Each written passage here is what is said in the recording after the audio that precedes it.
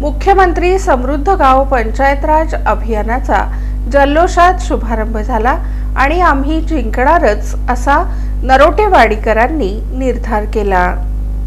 मुख्यमंत्री समृद्ध गाव पंचायत राज अभियानाचा शुभारंभ नरोटेवाडी इथं झाला।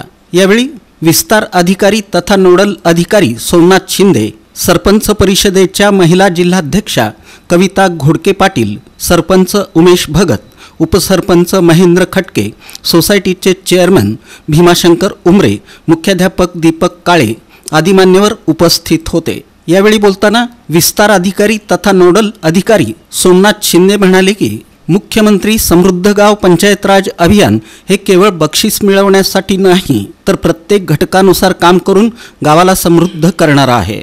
सरपंच परिषदेच्या महिला जिल्हाध्यक्षा कविता घोडके पाटील म्हणाले की आपण सर्वांनी एकत्रित काम करा, तालुका जिल्हा स्तरापेक्षा पुढील झेप घेण्याची ताकद येथील नागरिकांमध्ये आहे। गाव खऱ्या अर्थाने समृद्ध व्हायचं असेल तर गावातील नागरिकांनी सहभाग घेणं महत्त्वाचं आहे।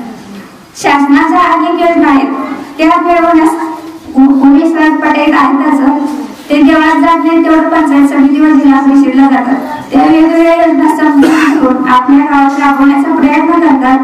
त्यांच्या या प्रयत्नाला व या योजनेला गावातील सर्व नागरिकांचं सहकार्य असणं महत्त्वाचं आहे। मुख्यमंत्री समृद्ध गाव अभियानाचा आज राज्यात शुभारंभ होत असून या अभियानाचा प्रत्येक नागरिकांनी कर्तव्य जबाबदारी समजून सहभागी होऊन गाव समृद्ध करण्यासाठी यात आपलं कर्तव्य पार पाडावं। सोलापूर जिल्ह्यातील सर्व ग्रामपंचायतींनी या अभियानात सहभागी व्हावं व त्यांना मी शुभेच्छा देते। गाव करील ते राव काय करील अशी एक म्हण आहे। आम्ही पदाधिकारी असलो तरी कोणत्याही कामात गावचा सहभाग हा विकासाला गती देणारा असतो असा विश्वास सरपंच उमेश भगत यांनी व्यक्त केला। माननीय मुख्यमंत्र्यांनी पंचायत राज अभियान हा कार्यक्रम 17 सप्टेंबर ते 31 डिसेंबर या कालावधीमध्ये आयोजित केलेला आहे।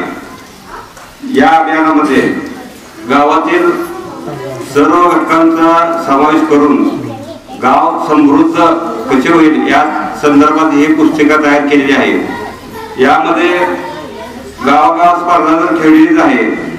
गावात स्पर्धा ठेवताना त्यामुळे गावाचा शाश्वत विकास कशा पद्धतीने होईल याबाबत जास्तीत जास्त प्रश्नावली त्यांनी तयार करून ठेवलेली आहे। जसे की 9 थीम आहेत, त्या थीम मधून जे